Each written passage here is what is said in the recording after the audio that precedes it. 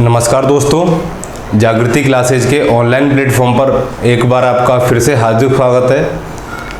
हम लोग Indian geography पढ़ रहे थे और इंडियन ज्योग्राफी में भारत के भूआकृतिक प्रदेश और नदियों का जो भी हमारा टॉपिक था उसको कंप्लीट कर चुके हैं। आज का जो हमारा नया टॉपिक है वो है भारत की सिंचाई एवं बहुउद्देशीय परियोजना। तो भारत की सिंचाई एवं बहुउद्देशीय परियोजनाओं में से जो भी महत्वपूर्ण आपका कॉन्सेप्ट हो सकता है या जितने भी तथ्य हो सकते हैं वो सारे इस टॉपिक में कवर किए गए हैं। और पिछले एग्जाम में जो सवाल यहाँ से पूछे गए हैं या आगे जो पूछे जा सकते हैं उन सभी को ध्यान में रखते हुए, चाहे वो कोई भी एग्जाम हो, चाहे रीट हो, RAS हो, पटवार हो, SI हो, PCS हो, उन सभी परीक्षाओं के विगत प्रश्न पत्रों को ध्यान में रखते हुए इस टॉपिक को तैयार किया गया है। इसीलिए आप इसको अच्छे से देखना, अच्छे से समझना, ताकि आपका एक एक बिंदु इससे संबंधित तैयार हो जाए। तो आते हैं हम अपने टॉपिक पर कि भारत की सिंचाई एवं बहुउद्देशीय परियोजना क्या है। तो दोस्तों देखिए, सिंचाई और बहुउद्देशीय परियोजना, तो सबसे पहली बात आती है तो सिंचाई परियोजना। तो सिंचाई परियोजना क्या होती है कि ऐसी परियोजना जो सिंचाई के लिए बनाई जाती है या जिनका काम केवल खेती बाड़ी की सिंचाई करना होता है, वो कैसी परियोजना कहलाती है? सिंचाई परियोजना कहलाती है। इनके अलावा कुछ परियोजना ऐसी बनाई जाती हैं जिनको बहुउद्देशीय परियोजना, ठीक है, मल्टीपर्पज प्रोजेक्ट के नाम से जाना जाता है। तो मल्टीपर्पज प्रोजेक्ट का उद्देश्य क्या होता है कि वो सिंचाई तो कर ही रहा है साथ साथ, यानी कि ऐसी परियोजना जिसमें सिंचाई और उसके अलावा बाढ़ नियंत्रण, पेयजल आपूर्ति, जल विद्युत उत्पादन, नहर परिवहन और पर्यटन जैसे अनेक कार्य किए जाते हैं, वो कैसी परियोजना कहलाती है? आपकी बहुउद्देशीय परियोजना कहलाती है। तो आपको याद रखना है कि बहुउद्देशीय परियोजना में सिंचाई, बाढ़ नियंत्रण, बिजली का उत्पादन, इसके अलावा पर्यटन के अलावा नहर परिवहन और पेयजल आपूर्ति, यानी कि पीने के जल की आपूर्ति करना जिस परियोजना का उद्देश्य हो, इस तरीके की परियोजना क्या कहलाती है? बहुउद्देशीय परियोजना कहलाती है। और बहुउद्देशीय परियोजनाओं को पूरा करने के लिए बहुत सारी कई छोटी छोटी योजनाएं बनाई जाती हैं जो इसी का पार्ट होती हैं, ठीक है। अब जो सबसे इम्पोर्टेंट फैक्ट है वो क्या है कि भारत के प्रधानमंत्री जवाहरलाल नेहरू रह चुके हैं। तो जवाहरलाल नेहरू ने क्या कहा है? नदी घाटी परियोजनाओं को आधुनिक भारत का मंदिर या तीर्थ स्थल कहा है। ये बात आपको याद रखनी है। किसने, ये पूछा गया प्रश्न, यानी कि विगत परीक्षाओं में आया हुआ प्रश्न है ये कि किसने बहुउद्देशीय परियोजनाओं को आधुनिक भारत का मंदिर कहा है? तो जवाहरलाल नेहरू ने इनको क्या कहा है? आधुनिक भारत का मंदिर। अब हम देखते हैं कि कौन कौन सी परियोजनाएं भारत में चल रही हैं जिनको बहुउद्देशीय परियोजनाओं के नाम से जाना जा रहा है, ठीक है। तो देखिए, सबसे पहले आते हैं हम नर्मदा घाटी परियोजना। तो दोस्तों, नर्मदा घाटी परियोजना आपकी क्लियर हो गई होगी इसके नाम से ही कि किस नदी पर होगी? ये नर्मदा नदी पर होगी, ठीक है। तो नर्मदा नदी को हमने नदियों में अच्छे तरीके से पढ़ा है। तो अगर उसका उद्गम आपको मालूम है, उसका उद्गम अमरकंटक से होता है और वो पश्चिम से पूर्व से पश्चिम की ओर बहते हुए कहाँ गिर जाती है? अरब सागर में गिर जाती है। और ये जो परियोजना बनाई गई है ये किस नदी पर बनाई गई है? नर्मदा नदी पर बनाई गई है, ठीक है। पहला पॉइंट तो ये हो जाएगा। दूसरा, इस परियोजना की जो शुरुआत की गई थी वो 1954-56 में की गई, ठीक है। तो 1954 में इसकी शुरुआत की गई जिसका उद्देश्य था सिंचाई, बाढ़ नियंत्रण और जल विद्युत उत्पादन, ठीक है। इस परियोजना पर टोटल कितने बांध बनाए गए? यानी कि 29 तो बड़े बांध बनाए गए हैं, 135 मध्यम बांध बनाए गए हैं, मीडियम बांध, और 3000 छोटे बांध बनाए गए हैं। और जो नर्मदा घाटी परियोजना है वो 3 राज्यों की संयुक्त परियोजना है, मध्य प्रदेश, गुजरात और महाराष्ट्र। क्या याद रखोगे कि संयुक्त परियोजना किस किस की है? कई बार प्रश्न ये पूछा जा सकता है कि नर्मदा घाटी परियोजना निम्न में से किस राज्य की संयुक्त परियोजना नहीं है? तो ऑप्शन 4 मिलेंगे आपको। तो इन 3 को याद रखना है, MP, गुजरात, महाराष्ट्र, ठीक है। MP, गुजरात और महाराष्ट्र, तो इन 3 राज्यों की संयुक्त परियोजना है। इनके अलावा इस नदी पर एक बांध बनाया गया है जिसे हम सरदार सरोवर बांध कहते हैं। और सरदार सरोवर परियोजना जो है वो नर्मदा नदी पर गुजरात में बनाई गई है। कहाँ पर? नर्मदा नदी पर गुजरात में बनाई गई है। इस परियोजना से जो बिजली का उत्पादन किया जाएगा वो किया जाएगा 1450 मेगावाट। कितना किया जाएगा? 1450 मेगावाट, जिसमें सबसे अधिक यानी कि इस बिजली उत्पादन का लगभग 57% किसको मिल रहा है? MP को मिल रहा है। यानी कि जितना बिजली उत्पादन इस सरदार सरोवर परियोजना से हो रहा है उसका 57% लाभ किसको मिल रहा है? केवल अकेले MP को मिल रहा है। अब देखिए, सरदार सरोवर परियोजना से लाभान्वित होने वाले 4 राज्य हैं अपने। पहला गुजरात, दूसरा मध्य प्रदेश, तीसरा महाराष्ट्र और चौथा राजस्थान। देखिए, पहला पॉइंट क्या याद रखना है कि किन राज्यों की संयुक्त परियोजना है। दूसरा पॉइंट याद रखना है कि इस संयुक्त परियोजना से कौन कौन से राज्यों को लाभ हो रहा है। तो यहाँ पर गुजरात, एमपी, महाराष्ट्र और राजस्थान। अब देखिए, नर्मदा नदी घाटी परियोजना जो है, जो सरदार सरोवर बांध है वो अधिक ऊंचाई पर है। तो अधिक ऊंचाई पर होने की वजह से इसके विरोध में एक आंदोलन चलाया गया जिसको नर्मदा बचाओ आंदोलन के नाम से जाना जाता है, और इस आंदोलन का नेतृत्व मेधा पाटेकर ने किया है। ठीक है, तो देखिए, जब इसका विरोध किया गया और इस आंदोलन चला तो इसके लिए भारत सरकार ने एक समिति गठित की। उस समिति का नाम था धारंग राष्ट्र समिति, और ये समिति कब गठित की गई थी? 1986 में गठित की गई थी। ठीक है, तो इतनी सी बातें आपको याद रखनी नर्मदा घाटी परियोजना से। अब कुछ और फैक्ट हैं जो इससे देखते हैं कि इस पर कौन कौन सी जलप्रपात हैं, कौन कौन से बांध बनाए गए हैं नर्मदा नदी पर। अब देखिए, अगली जो परियोजना चल रही है इस पर, वो चल रही है नर्मदा सागर परियोजना। तो नर्मदा सागर परियोजना जो है वो एमपी में चलाई जा रही है, खंडवा जिले में, और यहाँ से जो बिजली का उत्पादन हो रहा है दोस्तों वो 1000 मेगावाट हो रहा है। ठीक है, और नर्मदा की जो अन्य सहायक नदियां हैं, जैसे मान नदी है एक, जिस पर मान परियोजना चलाई जा रही है, एक हथनी नदी है, एक वेदा नदी है। तो इस पर मान परियोजना चलाई जा रही है किस नदी पर? मान नदी पर। हथनी नदी पर परियोजना चलाई जा रही है चंद्रशेखर परियोजना। ये वही चंद्रशेखर आजाद हैं जिनके नाम पर इस परियोजना का नाम क्या रख दिया है? चंद्रशेखर परियोजना। वेदा नदी पर अपर वेदा परियोजना चलाई जा रही है। ठीक, अब नर्मदा नदी, तो नर्मदा नदी पर जो बांध हैं उन बांधों का नाम क्या क्या है? तो बरगी बांध, इंदिरा सागर बांध और ओंकारेश्वर बांध। ये 3 बांध किस नदी पर हैं? नर्मदा नदी पर है। तो नर्मदा की अन्य सहायक नदियों पर कौन कौन सी है? एक तो मान नदी है, एक हथनी नदी है, एक वेदा नदी। ये परियोजना याद रखनी है। नर्मदा सागर परियोजना कहाँ पर है? खंडवा जिला एमपी में। सरदार सरोवर परियोजना कहाँ पर है? गुजरात में। ठीक है, तो इससे लाभान्वित होने वाले 4 राज्य गुजरात, मध्य प्रदेश, महाराष्ट्र और राजस्थान। और राजस्थान को छोड़ दीजिए तो उन 3 बाकी के राज्यों की क्या हो जाएगी? ये संयुक्त परियोजना हो जाएगी। आगे बढ़ते हैं। इसके बाद दूसरी परियोजना है जो सबसे इंपॉर्टेंट है, भाखड़ा नागल परियोजना। ठीक है, देखिए इंपॉर्टेंट क्यों है? क्योंकि ये देश की सबसे बड़ी बहुउद्देशीय परियोजना है। पहला प्रश्न तो आपका यहीं से बन गया कि भारत की सबसे बड़ी बहुउद्देशीय परियोजना कौन सी है? तो वो है आपकी भाखड़ा नागल परियोजना। तो भाखड़ा नागल परियोजना जो है वो किस नदी पर बनाई गई है? वो सतलज नदी पर बनाई गई है। तो इस तरीके से राकसताल से हमारी सतलज नदी निकलती है, और सतलज नदी पर यहाँ पर भाखड़ा और नागल नामक 2 जगह पर बांध बनाया गया है, जिसे संयुक्त रूप से किस नाम से जाना जाता है? भाखड़ा नागल बांध के नाम से जाना जाता है। ठीक है, तो कौन कौन से फैक्ट बनेंगे कि भाखड़ा नागल परियोजना किस नदी पर है? सतलज नदी पर। इसके जल संग्रहण के लिए क्या किया गया है कि जो भाखड़ा और नागल नामक 2 जगह पर बांध बनाए गए, इनके जल को हिमाचल प्रदेश के गोविंद सागर जलाशय में क्या किया जाता है? एकत्रित किया जाता है। ठीक है, तो इसका जो जल संग्रहण है वो कहाँ किया जा रहा है? गोविंद सागर जलाशय में। ये कहाँ पर है? हिमाचल प्रदेश में। अब तीसरा जो पॉइंट बनेगा वो ये बनेगा कि ये जो परियोजना है वो किन किन राज्यों की संयुक्त परियोजना है? तो दोस्तों यहाँ याद रखना, पंजाब, हरियाणा और राजस्थान की संयुक्त परियोजना है। इस परियोजना का जो विस्तार है, यहाँ सवाल बहुत कंफ्यूज होता है बच्चा। एक तो पूछा जाए संयुक्त परियोजना किन किन राज्यों की है, तब तो 3 राज्यों के नाम आते हैं। परियोजना का विस्तार है तो 4 राज्यों में, इसमें एक और जुड़ जाएगा, कौन सा? हिमाचल प्रदेश। क्योंकि जो परियोजना का विस्तार है वो कहाँ तक जा रहा है? हिमाचल प्रदेश तक जा रहा है। क्यों?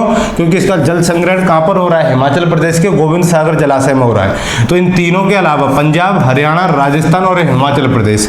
अब देखिए, एक तो संयुक्त परियोजना हो गई, एक परियोजना का विस्तार, और सबसे इंपॉर्टेंट कि लाभान्वित होने वाले 4 राज्य कौन कौन से हैं? तो एक तो पंजाब को तो लाभ मिलेगा ही, हरियाणा को लाभ मिलेगा, राजस्थान को और हिमाचल प्रदेश को, और इसके अलावा दिल्ली को भी भाखड़ा नागल बांध परियोजना का लाभ मिल रहा है। यानी कि पेयजल की जो आपूर्ति होती है दिल्ली के लिए, वो पेयजल कहां से लाया जाता है? भाखड़ा नागल बांध से लाया जाता है। तो यहाँ पर इससे लाभान्वित होने वाले जो 5 राज्य हैं वो कौन कौन से हैं? पंजाब, हरियाणा, राजस्थान, हिमाचल प्रदेश और दिल्ली है। देखिए भाखड़ा नागल परियोजना में भाखड़ा बांध बनाया गया है जो कि विश्व का सबसे बड़ा गुरुत्वीय बांध है। ठीक है, भाखड़ा बांध विश्व का सबसे बड़ा गुरुत्वीय बांध, इंपॉर्टेंट पॉइंट है ये, पूछा जा सकता है कि विश्व का सबसे बड़ा गुरुत्वीय बांध कौन सा है, तो भाखड़ा बांध, ना कि नागल।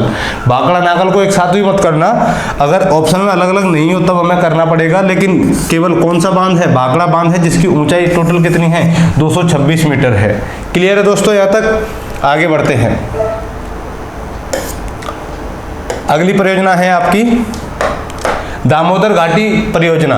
दोस्तों दामोदर घाटी परियोजना जो है ये मोस्ट इंपॉर्टेंट है आपकी, पहले बता दे रहा हूं आपको। मोस्ट इंपॉर्टेंट इसलिए है क्योंकि ये स्वतंत्र भारत की पहली परियोजना है। ठीक है, तो स्वतंत्र भारत की पहली बहुउद्देशीय परियोजना कौन सी है, दामोदर घाटी परियोजना, जिसे डीवीसी के नाम से जाना जाता है। इसके बारे में हमने पहले भी चर्चा की है जब हम अपवातंत्र पढ़ रहे थे। डीवीसी का मतलब होता है दामोदर वैली कॉरपोरेशन।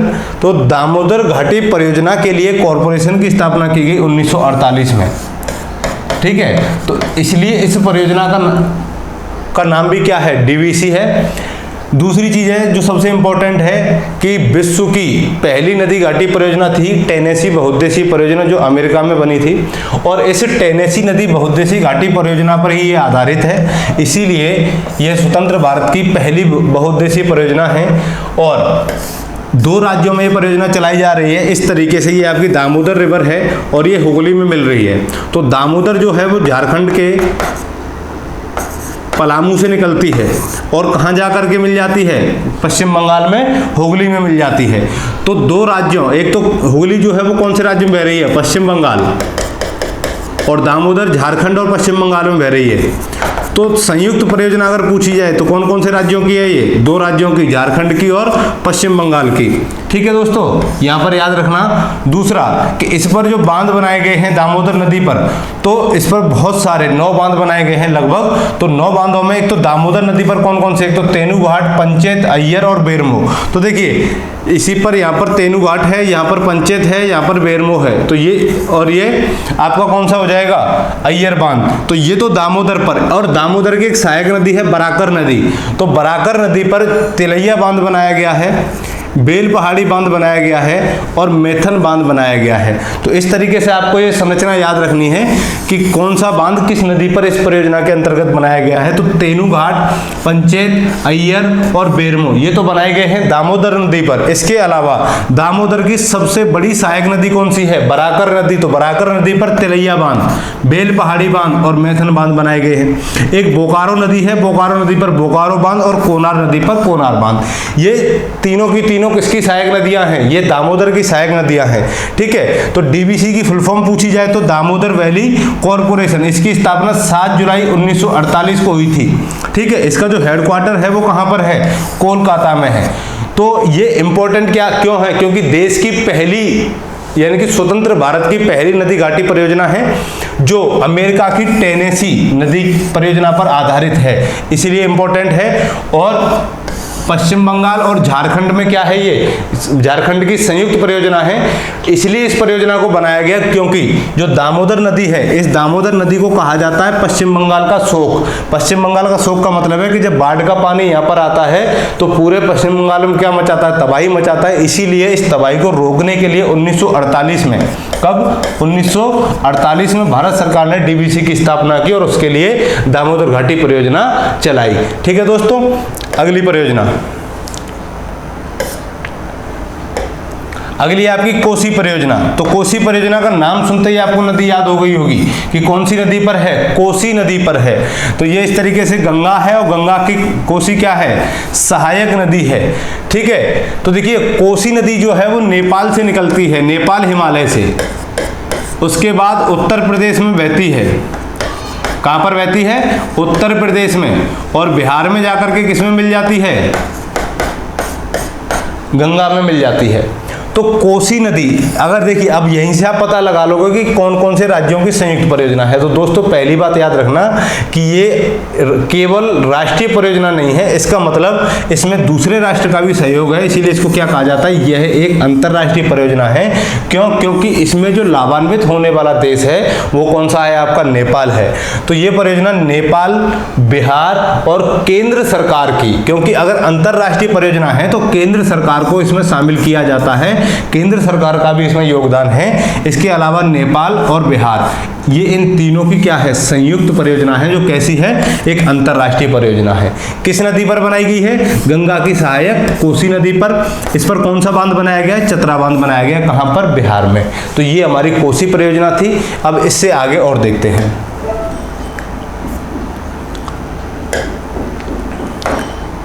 अगली परियोजना है आपकी हीराकुंड परियोजना। इंपॉर्टेंट है एग्जाम की दृष्टि से, कई बार सवाल पूछे गए हैं यहां से। ठीक है दोस्तों, तो हीराकुंड परियोजना जो है ये कहां से, देखिए ये इस तरीके से हमारी महानदी जाती है और महानदी हमारी दो राज्यों में होते हुए बहती है, एक तो छत्तीसगढ़ और एक उड़ीसा। और उड़ीसा के बाद में ये कहां गिर जाती है, बंगाल की खाड़ी में गिर जाती है। इस तरीके से हमारी महानदी है। और उड़ीसा में ही कहां पर, रांची के समीप इस पर एक बांध बनाया गया है। वो कौन सा बांध है, हीराकुंड बांध है। कौन सा बांध, हीराकुंड बांध।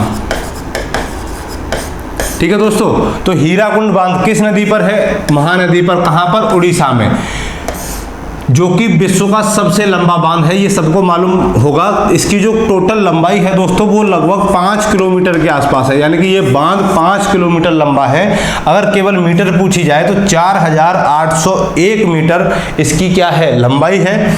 और यहीं उड़ीसा में कटक नामक जिले में राष्ट्रीय चावल अनुसंधान केंद्र स्थित है, इस बात को भी आप याद रखना।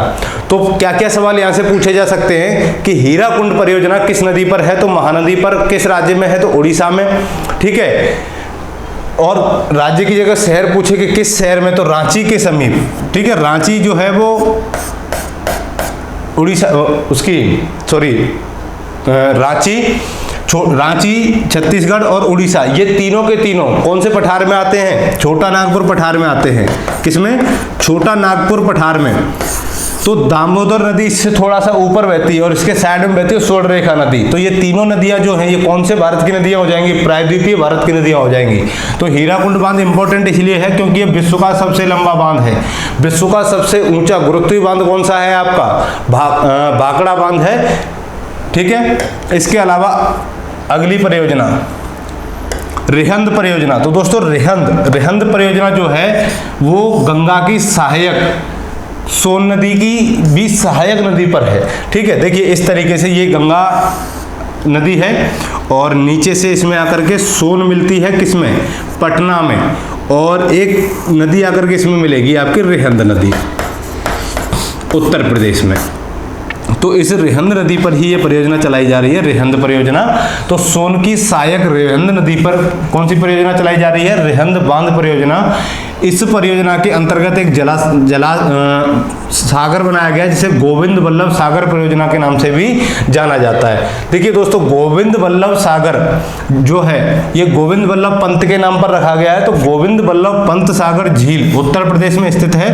तो इसी बांध के पीछे ये झील स्थित है जो कि भारत की सबसे बड़ी मानव निर्मित झील है। तो यहाँ पर एक सवाल तो ये बन गया कि भारत की सबसे बड़ी कृत्रिम झील कौन सी है। तो कृत्रिम या मानव निर्मित की एक ही बात है। तो भारत की सबसे बड़ी मानव निर्मित झील है गोविंद वल्लभ पंत सागर झील, जो रिहंद बांध परियोजना के पीछे स्थित है। ठीक है, और ये जो झील है वो दो राज्यों की सीमा पर अवस्थित है, उत्तर प्रदेश और मध्य प्रदेश। ठीक है दोस्तों, अब देखिए यूपी की सबसे बड़ी परियोजना है कौन सी, रिहंद बांध परियोजना। एक तो उत्तर प्रदेश की सबसे बड़ी परियोजना होगी, एक भारत की यहाँ पर सबसे बड़ी मानव निर्मित झील, इसलिए इंपॉर्टेंट हो गया। और यूपी के भी किस जिले में, सोनभद्र में। और स्थान पूछा जाए तो पिपरी नामक स्थान पर। और यहीं पर ओबरा विद्युत गृह स्थापित किया गया है भारत सरकार के द्वारा। ठीक है, आगे बढ़ते हैं। अगली आपकी चंबल परियोजना। तो चंबल परियोजना जो है वो चंबल नदी पर चलाई जा रही है। इस तरीके से ये जाना पाओ की पहाड़ी और यहाँ से क्या निकलती है आपकी चंबल नदी निकलती है। चंबल नदी का जो अपवाह है वो 3 राज्यों में होता है, यानी कि एमपी से निकलती है, फिर यूपी में बहती है राजस्थान में बहती है, उसके बाद यूपी में बहती हुई किस में मिल जाती है, यमुना में मिल जाती है। अब देखिए ये जो परियोजना है ये 2 राज्यों में चलाई जा रही है, एमपी और राजस्थान। तो एमपी में इस परियोजना के अंतर्गत एक बांध बनाया गया जिसे गांधी सागर बांध बोलते हैं। कौन सा बोलते हैं, गांधी सागर बांध, ये एमपी में बनाया गया है। इसके अलावा 2 बांध और हैं जो कि राजस्थान में इस परियोजना के अंतर्गत बनाए गए हैं। एक का नाम है जवाहर सागर बांध और एक का नाम है राणा प्रताप सागर।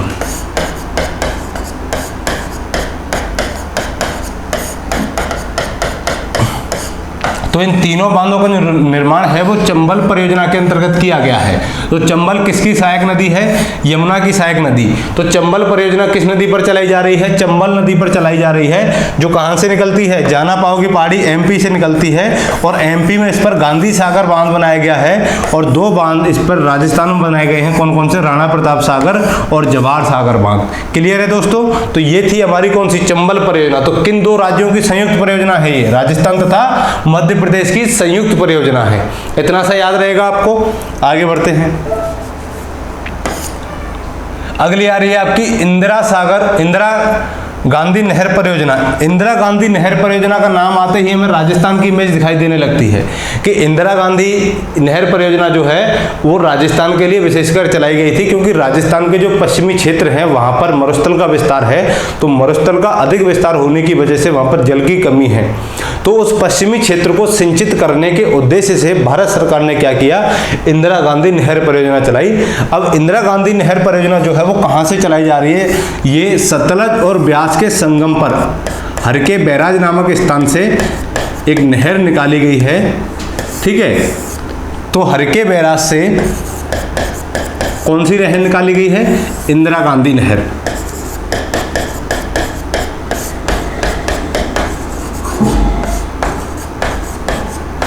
ठीक है दोस्तों। तो ये इंदिरा गांधी नहर जो है वो क्या है, वो यहाँ से हिमाचल प्रदेश से निकलने के बाद में कहाँ जाती है, पंजाब और हिमाचल प्रदेश के बॉर्डर से होते हुए पश्चिमी राजस्थान में। और पश्चिमी राजस्थान में भी इस परियोजना के द्वारा जिन 2 राज्यों को सबसे अधिक लाभ मिला है जिलों को, उन 2 जिलों का नाम है श्री गंगानगर और हनुमानगढ़। तो श्री गंगानगर और हनुमानगढ़ में इंदिरा गांधी नहर परियोजना के कारण ही क्या हुआ, हरित क्रांति हमारी सफल रही। जो पहली हरित क्रांति थी 1966 में आई थी। 1966 में हरित क्रांति की शुरुआत राजस्थान के इन 2 जिलों में ही सबसे बेहतरीन तरीके से हो पाई। क्यों, क्योंकि यहाँ पर इंदिरा गांधी नहर के द्वारा सिंचाई के लिए उपयुक्त जल प्रोवाइड करवाया गया था यहाँ पर। तो देखिए कहाँ पर बनी है ये, सतलज तथा ब्यास के संगम पर। कहाँ से निकाली गई है, हरके बैराज से। तो एक नहर कहाँ से निकल रही है, हरके बैराज से निकल रही है। ये विश्व की सबसे बड़ी सिंचाई परियोजना है। ठीक है।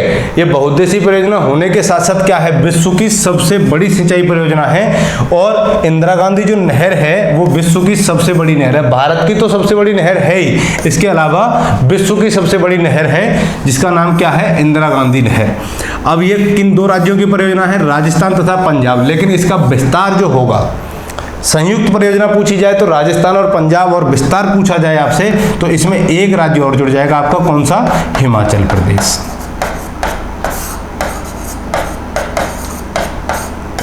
ठीक है दोस्तों। तो इसका विस्तार जो है वो राजस्थान, पंजाब और हिमाचल प्रदेश में है। तो इतनी सी बात आपको याद रहेगी। आगे बढ़ते हैं। अगर ये आ रही है आपकी टिहरी बांध परियोजना। तो टिहरी बांध, अगर आपने गंगा नदी को अच्छे से समझा था, इसको उद्गम के पास, तो गंगोत्री ग्लेशियर से कौन सी नदी निकल रही थी, आपकी भागीरथी नदी निकल रही थी। और इस तरीके से इसमें अलकनंदा आके मिल रही थी, कहाँ पर, देवप्रयाग में। लेकिन इन दोनों के मिलने से पहले एक नदी आकर के और मिलती है भागीरथी में। ये आपकी भागीरथी है, यहाँ पर ये भीलंगाना नदी मिली आके। भीलंगाना जिस जगह पर मिलती है उत्तराखंड के, उस जगह का नाम है टिहरी। और इसी टिहरी नामक जगह पर टिहरी बांध बनाया गया है। क्या बनाया गया है आपका, टिहरी बांध बनाया गया है। इसीलिए इस परियोजना का नाम क्या है, टिहरी बांध परियोजना है। तो टिहरी बांध परियोजना किन 2 नदियों के संगम पर है, भागीरथी तथा भीलंगाना के संगम पर। कौन से राज्य में अवस्थित है, उत्तराखंड में अवस्थित है। इस पर कौन सा बांध बनाया गया है? टिहरी बांध बनाया गया है। अब देखिए टिहरी बांध जो है वो एशिया का सबसे ऊंचा बांध है, जिसकी ऊंचाई है 261 मीटर। और इंपॉर्टेंट इसलिए है क्योंकि टिहरी बांध जो है वो भारत के सबसे बड़े भूकंप जोन यानी कि भूकंप जोन 5 में स्थित है। किसमें? जोन 5 में स्थित है, जो कि भूकंप की दृष्टि से काफी खतरनाक क्षेत्र है। तो यहाँ पर यह परियोजना बनाई गई है। कौन से राज्य में है? उत्तराखंड में है। कौन सी नदियों पर? भिलंगाना और भागीरथी के संगम पर। कौन से स्थान पर? टिहरी नामक स्थान पर।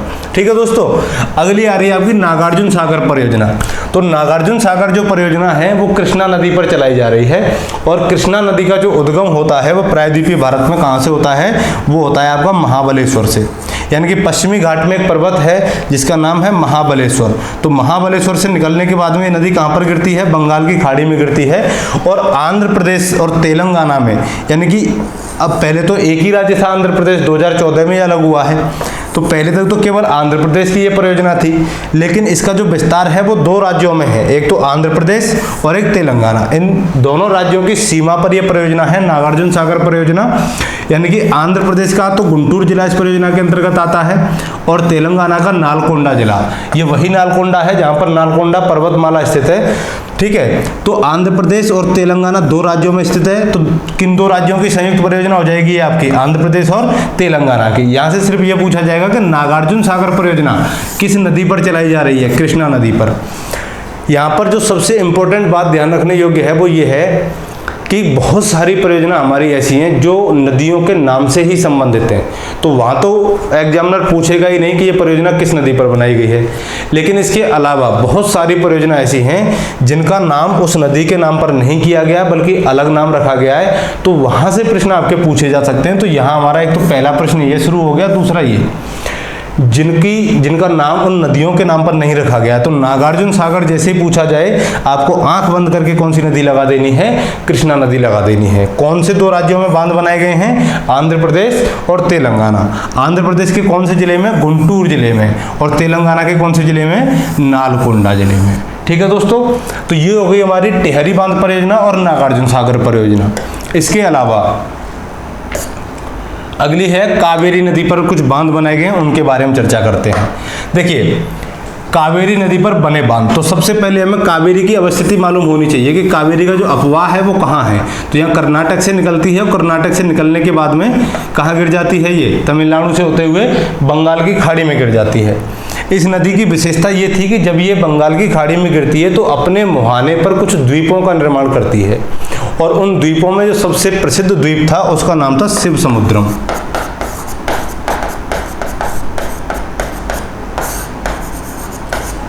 शिव समुद्रम द्वीप।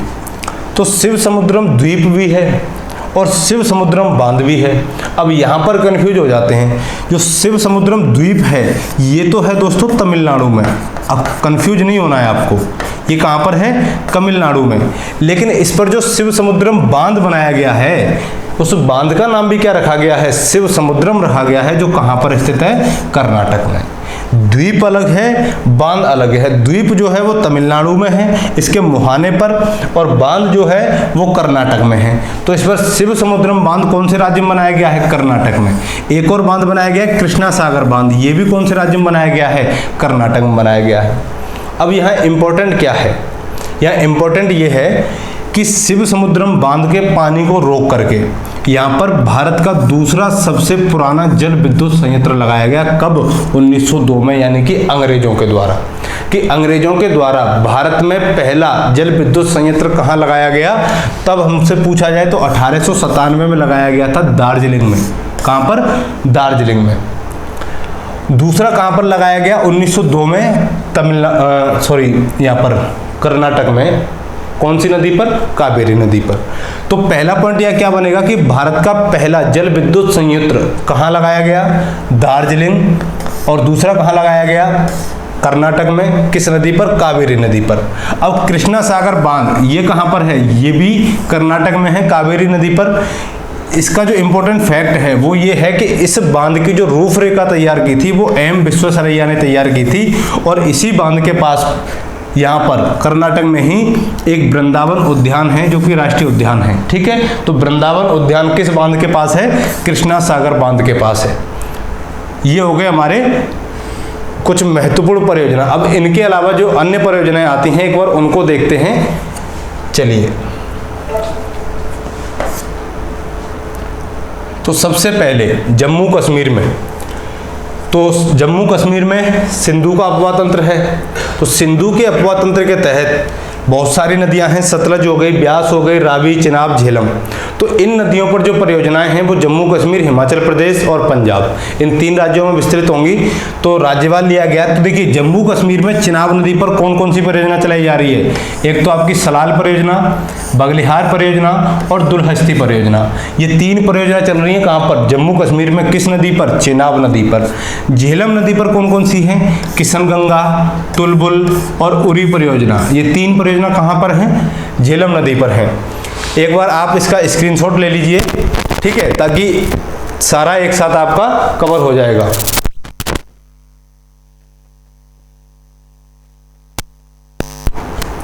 चलिए, हिमाचल प्रदेश, तो हिमाचल प्रदेश में सतलज नदी है।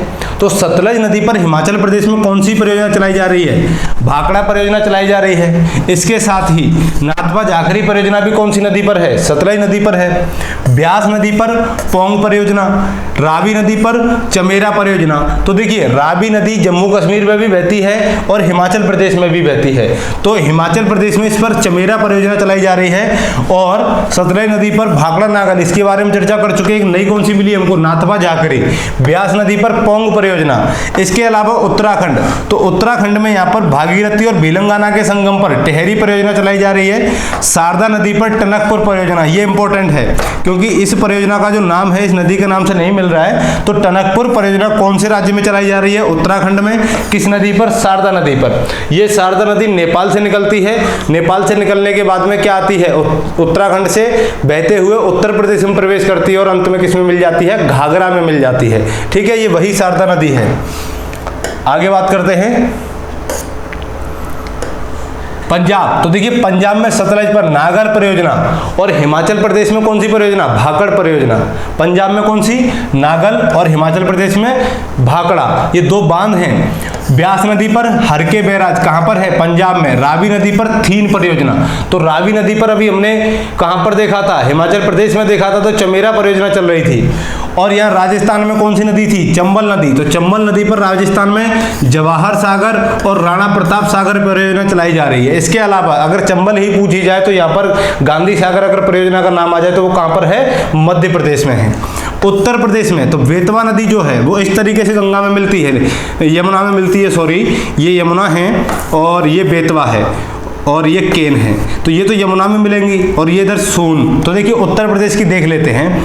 तो बेतवा नदी पर माता टीला परियोजना चलाई जा रही है जिसको लक्ष्मीबाई परियोजना के नाम से भी जाना जाता है। ठीक है, तो ये यूपी का वो स्थान है जैसे ललितपुर टीकमगढ़ वाला जो एरिया है यूपी का, वहां पर बेतवा नदी पर यह परियोजना चलाई गई। रेहंद परियोजना, तो रेहंद जो है वो सोन की सहायक नदी है। तो सोन की सहायक नदी रेहंद पर रेहंद परियोजना चलाई जा रही है जिसको हमने विस्तार से पढ़ा था अभी। ठीक है, एक रामगंगा परियोजना।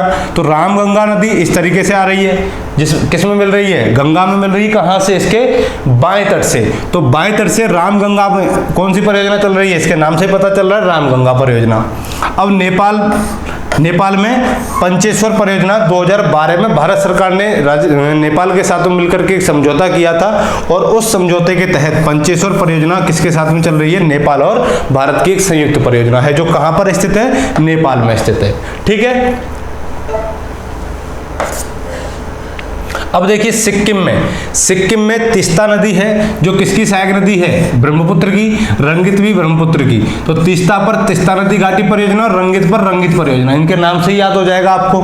भूटान में बांगचू नदी पर चूखा, टाला और संकोस, ये 3 परियोजना चल रही हैं। कौन कौन सी, चूखा, टाला, संकोस। कर्नाटक, तो कर्नाटक में ये आपका कर्नाटक है और यहाँ पर कौन सी है, ये शरावती नदी जाती है, कहाँ, अरब सागर में गिरती है। और इसी शरावती नदी पर इसमें कौन सा जलप्रपात बना हुआ है, जोग जलप्रपात बना हुआ है। ठीक है, तो शरावती नदी पर जोग जलप्रपात, कावेरी नदी पर शिव समुद्रम और घाट प्रभा नदी पर घाट प्रभा परियोजना। तो यहाँ हमें 2 याद रखनी है, एक तो शरावती पर जोग जलप्रपात और कावेरी पर शिव समुद्रम। घाट प्रभा इसकी नदी के नाम से ही आपको याद हो जाएगी। इसके अलावा गुजरात, तो गुजरात में कौन सी परियोजना चल रही है, माही नदी पर, तो देखिए ये गुजरात है और माही नदी जो है वो कर्क रेखा को 2 बार काटते हुए आती है, एक बार तो उत्तर की ओर जाते हुए, एक बार दक्षिण की ओर आते हुए, और कहाँ गिर जाती है, खंबात की खाड़ी में गिरती है। तो जो माही नदी है इस पर कदाना परियोजना चलाई जा रही है, जो कहाँ पर स्थित है, गुजरात में। ठीक है, निकलती एमपी से है, राजस्थान में बहते हुए त्रिवेणी संगम का निर्माण करती है, उसके बाद गुजरात में प्रवेश करती है और यहाँ पर इस पर कदाना परियोजना है। एक है आपकी नर्मदा नदी, तो नर्मदा नदी पर सरदार सरोवर बांध बनाया गया है और जिसे हम सरदार सरोवर परियोजना के नाम से जानते हैं। तो ये किस पे है, आपकी गुजरात में है। तो सिक्किम, भूटान, कर्नाटक और गुजरात, इन परियोजनाओं को याद रखना। आगे आते हैं मध्य प्रदेश। तो मध्य प्रदेश में सोन नदी, तो सोन वही जो गंगा में मिल रही है उत्तर में जाकर के, कौन सी परियोजना चलाई जा रही है, बाण परियोजना, बाण सागर परियोजना। चंबल नदी पर अभी देखा था गांधी सागर परियोजना। नर्मदा नदी, तो नर्मदा नदी पर केवल एमपी में कौन कौन से बांध है, कौन कौन सी परियोजना है, तो इंदिरा सागर, ओंकारेश्वर, माहेश्वर और नर्मदा सागर, ये 4 किस्में हैं नर्मदा नदी पर। कहाँ पर, एमपी में। और सरदार सरोवर कहाँ पर है, गुजरात में है, ये याद रखना है। तो एमपी में नर्मदा सागर और इंदिरा सागर, ओंकारेश्वर और माहेश्वर, ये 4 परियोजना एमपी में चल रही हैं। सरदार सरोवर परियोजना कहाँ पर चल रही है, ये गुजरात में चल रही है, जहाँ पर सरदार वल्लभ भाई पटेल का अभी एक स्टैचू लगाया गया है, जिसे स्टैचू ऑफ यूनिटी के नाम से जानते हैं। महाराष्ट्र में गोदावरी नदी, ये आपका महाराष्ट्र है और यहाँ से गोदावरी नदी निकलती है। तो गोदावरी नदी के निकलने के थोड़े समय पश्चात ही यहाँ पर जायकवाड़ी परियोजना चलाई गई है इस पर। दूसरी कोयना नदी पर कोयना परियोजना, जो कि इसकी सहायक नदी है, गिरना नदी, जिस पर गिरना परियोजना। तो यहाँ पर हमें याद रखने लायक क्या है, एक ही है केवल, गोदावरी नदी। क्यों, क्योंकि इसकी जो परियोजना है इसका नाम अलग है। तो गोदावरी पर जायकवाड़ी, कोयना पर कोयना, गिरना पर गिरना परियोजना, ये तो ऐसे ही याद हो जाएगी आपको।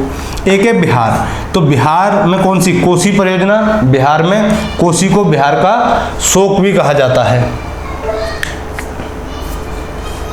अगला है आपका आंध्र प्रदेश। तो आंध्र प्रदेश में कृष्णा नदी पर नागार्जुन सागर परियोजना, गोदावरी नदी पर, ये इंपॉर्टेंट है, यहां पर याद रखना, ये पूछा जा सकता है, पोचमपद, निजाम सागर और रामगुंडम। ठीक है, क्योंकि नदी के अलावा विभिन्न नाम है। कृष्णा नदी पर नागार्जुन सागर, इसको भी हमने पढ़ लिया विस्तार से। तो पोचमपद, निजाम सागर और रामगुंडम परियोजना, ये कौन सी नदी पर है, गोदावरी नदी पर है। कृष्णा नदी पर नागार्जुन सागर है, तो ये दोनों नदियां आंध्र प्रदेश से होते हुए बह रही हैं। उसके बाद बात आती है तमिलनाडु की। तो तमिलनाडु में पायकारा नदी पर पायकारा परियोजना है, पेरियार नदी पर पेरियार परियोजना है, कावेरी नदी पर मेटूर परियोजना है। ये तीनों की तीनों याद हो जाएंगी, बस ये इंपॉर्टेंट है यहाँ पर। क्यों, क्योंकि ये नदी के अलावा इसका विभिन्न नाम है। फिर उड़ीसा में महानदी पर हीराकुंड बांध को हमने पढ़ ही लिया था।